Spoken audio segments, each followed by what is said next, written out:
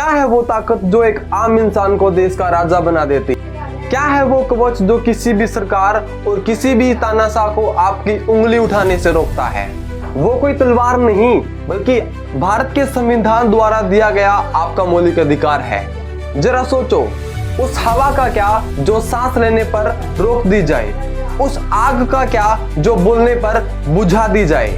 संविधान का अनुच्छेद 19 हमें देता है अभिव्यक्ति की आजादी, आवाज उठाने का, सच कहने का और दुनिया को बदलने का अधिकार। जरा रुकिए, अधिकार सिर्फ एक शब्द नहीं, जिम्मेदारी की आग है।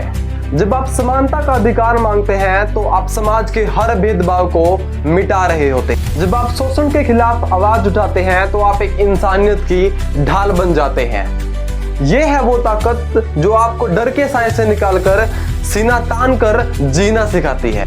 तो दोस्तों, ये हक हमें विरासत में मिली वो चिंगारी है जो हमारी लोकतंत्र को जिंदा रखती है। तो दोस्तों, याद रखना कि अधिकार हमें कभी भी थाली में परोस कर नहीं मिलते, उनको जानना पड़ता है, उनको समझना पड़ता है और आवश्यकता पड़ने पर उनकी रक्षा करने के लिए खड़ा भी होना पड़ता है। तो उठो और अपने अधिकारों को पहचानो, क्योंकि जब आप अपने मौलिक अधिकारों के साथ खड़े होते हैं तो आप देश के सिर्फ नागरिक ही नहीं बल्कि भारत देश का संविधान होते हैं। भारतीय संविधान के भाग नंबर 3 में मौलिक अधिकारों का वर्णन किया गया है और ये हमारे कुछ 6 प्रकार के मौलिक अधिकार दिए गए हैं।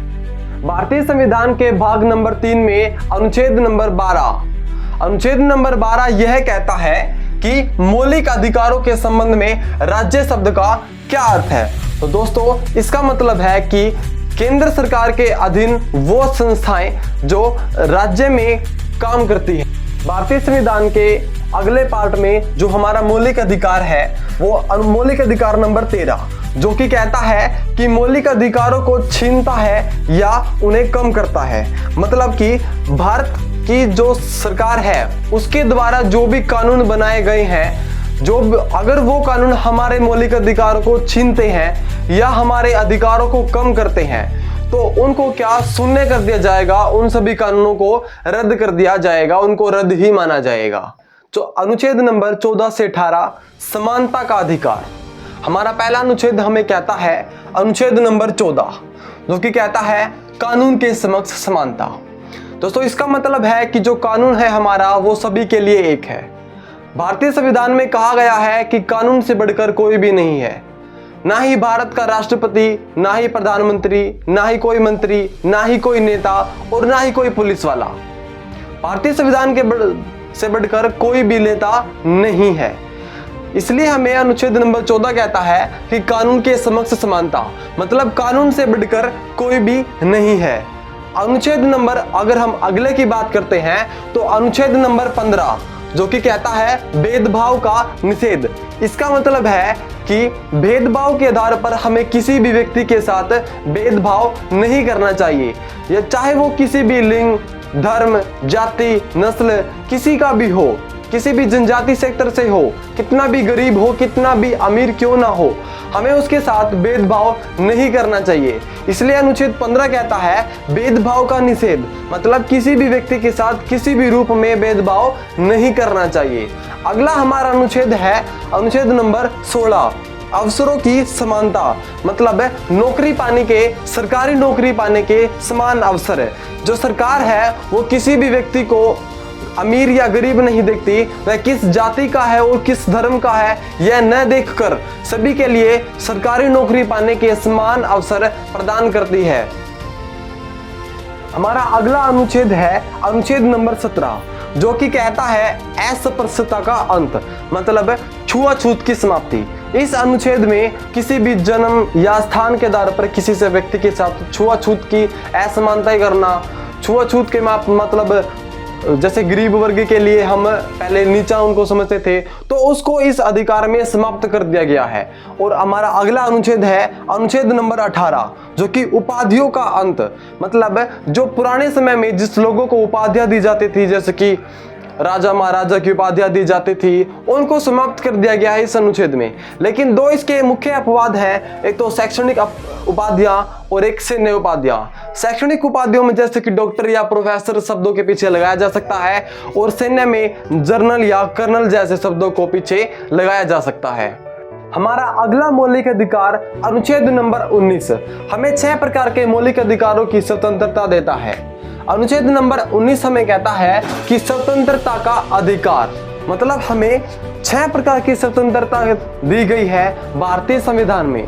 जो हमारी पहली स्वतंत्रता है वो अनुच्छेद नंबर 19(1) में कहा गया है कि वाक एवं अभिव्यक्ति की स्वतंत्रता, मतलब हमें कहीं भी जाकर कुछ भी बोलने की स्वतंत्रता है। हम बोलने की स्वतंत्रता है और अभिव्यक्ति की स्वतंत्रता है।